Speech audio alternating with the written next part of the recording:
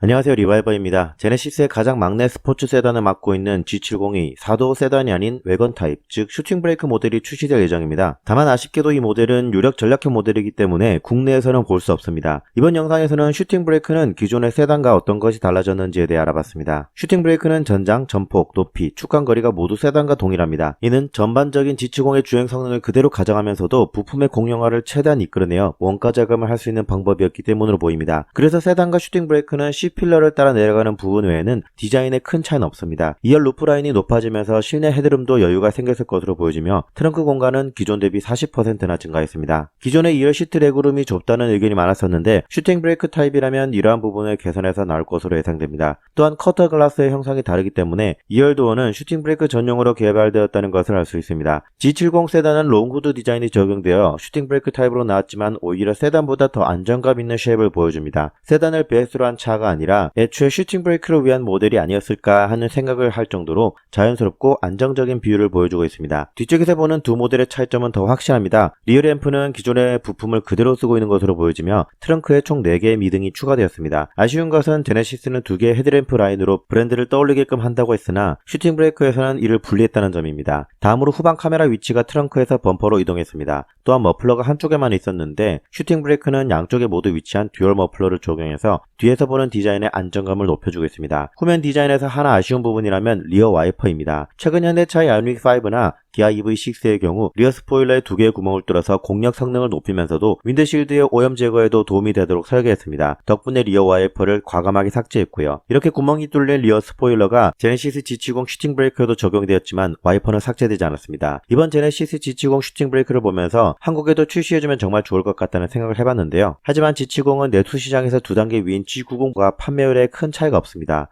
두 모델 다 월 1000대 내외 수준으로 팔리고 있고 G80이 7000대에서 8000대 정도 팔리고 있습니다. 이런 상황에서 수익성이 G90보다 좋은 것도 아닌데 슈팅 브레이크까지 출시한다고 해서 판매량이 크게 올라가지는 않을 것 같습니다. 이 슈팅 브레이크 차량을 보고 차박에 더 좋을 것 같다는 의견이 있을 수 있지만 전장은 동일하기 때문에 차박에서 큰 차이는 없습니다. 기존 대비 2열 헤드룸이나 레그룸을 좀 더 확보했다는 장점이 있겠지만 한국 소비자들의 경우 이미 공간이 좁은 차량에 공간을 조금 더 확보했다는 기업의 어필에 대해서 애초에 2열 공간이 더 넓은 G80을 사는 것이 맞다고 생각하는 경우가 대부분이고요. 이번 영상에서는 제네시스 G70 슈팅 브레이크에 대해 알아봤습니다. 지금까지 저는 리바이버였습니다. 감사합니다.